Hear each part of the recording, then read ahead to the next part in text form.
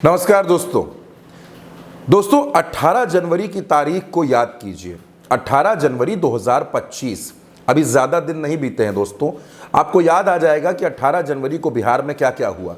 18 जनवरी को आरजेडी की राष्ट्रीय कार्यकारिणी की बैठक हुई। इस बैठक में तेजस्वी यादव को सुपर बॉस माना गया।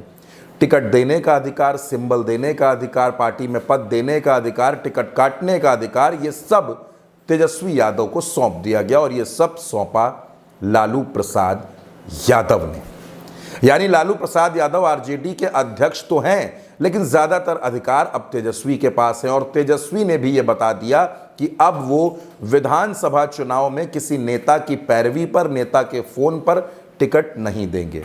ये एक पार्टी में हुआ। दूसरी तरफ क्या हुआ? दूसरी तरफ कांग्रेस के नेता विपक्ष सांसद राहुल गांधी पटना पहुंचे संविधान सम्मेलन के कार्यक्रम में शिरकत करने। राहुल गांधी वहां शिरकत करते हैं। इसके बाद लालू प्रसाद के घर जाते हैं। लालू प्रसाद के घर में परिवार के सभी लोगों से मुलाकात करते हैं। इसके बाद वो दिल्ली लौट जाते हैं। लेकिन राहुल गांधी का ये दौरा क्या करता है?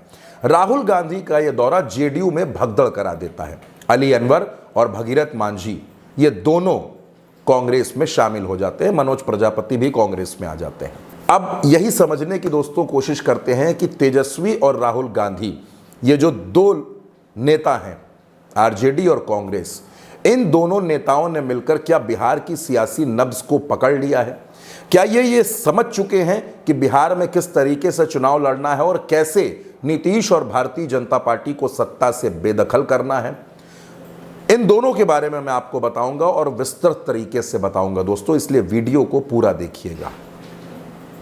दोस्तों, तेजस्वी यादव बिहार में 2 बार डिप्टी सीएम रह चुके हैं। 2 बार उन्होंने सत्ता में कमाने संभाली हैं।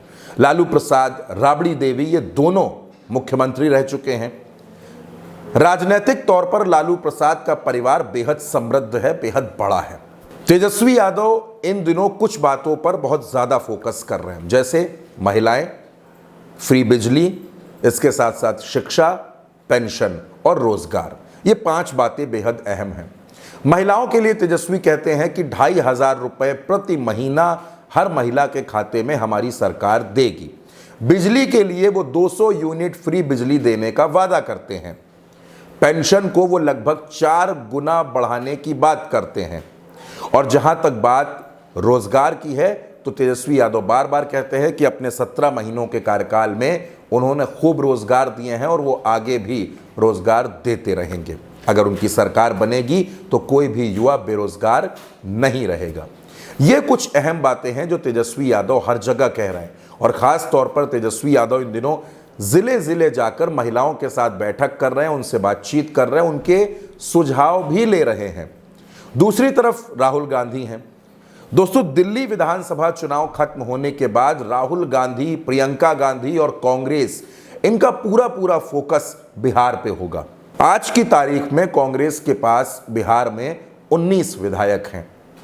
झारखंड में जो सरकार चल रही है उसमें कांग्रेस सत्ता में भागीदार है, उसके नेता वहां मंत्री भी हैं।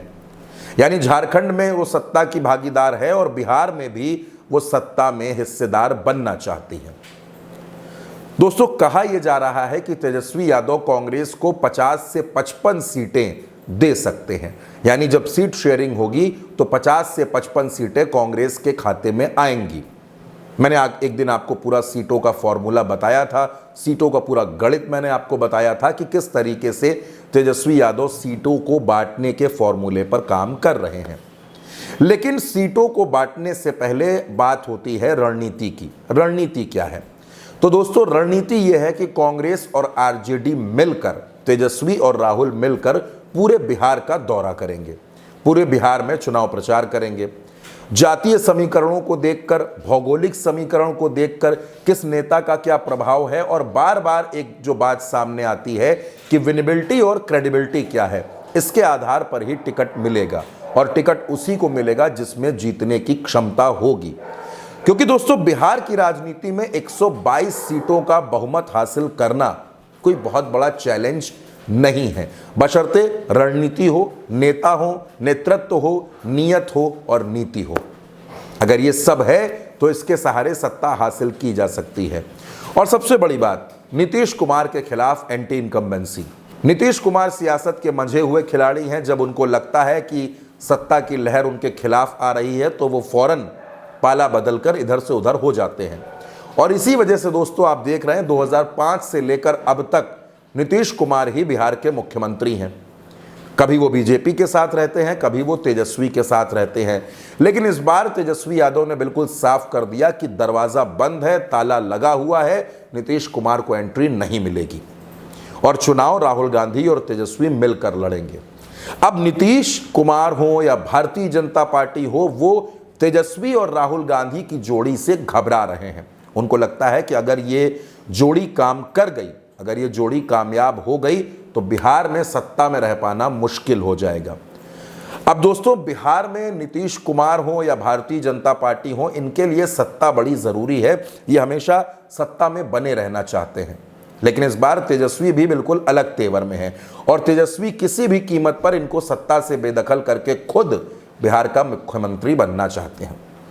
अब तेजस्वी यादव और राहुल गांधी की रणनीति कितनी कामयाब होगी और कितना ज़्यादा इनकी रणनीति भारतीय जनता पार्टी और नीतीश कुमार का नुकसान करेगी, ये बिहार का चुनाव बताएगा। फिलहाल बिहार के जो राजनीतिक समीकरण हैं वो लगातार बदल रहे हैं और बदलते हुए राजनीतिक समीकरणों के बीच भारतीय जनता पार्टी, नीतीश कुमार दोनों के माथे पर तनाव साफ साफ देखा जा सकता है। फिलहाल इस खबर में दोस्तों मेरे साथ इतना ही। आप अपनी राय हमें कमेंट बॉक्स में ज़रूर बताइएगा। नमस्कार।